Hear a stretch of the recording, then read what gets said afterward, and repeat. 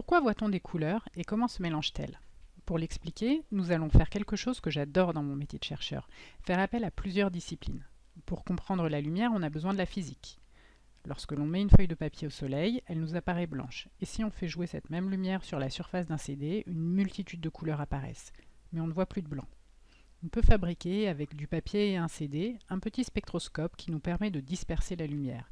Et on voit alors que la lumière du soleil est composée d'un spectre continu de couleurs, comme un arc-en-ciel. C'est la biologie qui nous permet de comprendre pourquoi on voit du blanc là où il y a en réalité de la couleur. Quand la lumière pénètre les différentes couches de l'œil, elle finit par atteindre la rétine. Une coupe observée au microscope optique met en évidence l'organisation des cellules sur la paroi de la rétine. Celles qui nous intéressent ici sont les cônes et les bâtonnets. Quand on observe ces cellules avec un microscope électronique, on voit qu'elles sont notamment composées d'un empilement de disques. C'est la chimie qui nous explique le lien entre la structure des disques et la perception des couleurs. L'une des molécules présentes dans les disques est la rhodopsine. Une petite partie est capable de se tordre si elle est illuminée.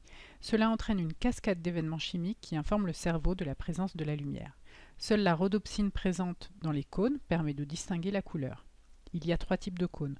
Ceux pour lesquels la rhodopsine est sensible à la partie du spectre bleu, ceux sensibles au vert et ceux qui peuvent être excités du jaune au rouge. Si les 3 types de cônes sont excités en même temps, l'œil verra tout le spectre de la lumière et le cerveau interpréta cette information comme la lumière est blanche. Ainsi le blanc, mais quasiment toutes les nuances de couleurs sont finalement une sorte d'illusion d'optique. Si on reprend le spectromètre à CD et que l'on filtre la lumière avec des bouteilles colorées, on voit que la bouteille bleue laisse passer la lumière bleue, mais aussi du vert et du rouge. Cependant, la sensation que nous avons est bien bleue.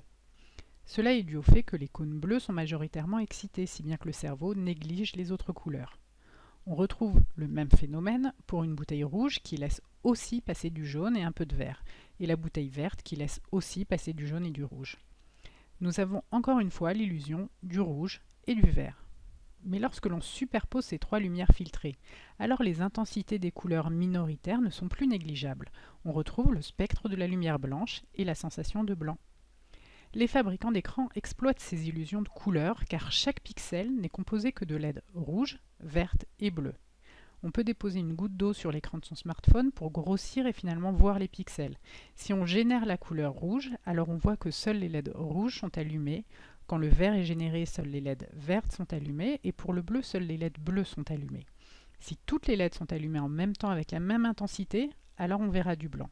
Pour le rose, seuls les LED rouges et bleus sont allumés et pour le cyan, ce sera les LED vertes et bleues. Pour donner la sensation de jaune, les LED rouges et vertes sont allumés.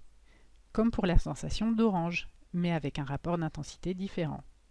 Ainsi, en jouant sur les intensités du rouge, du vert et du bleu, il est possible de reconstruire toutes les nuances de couleurs.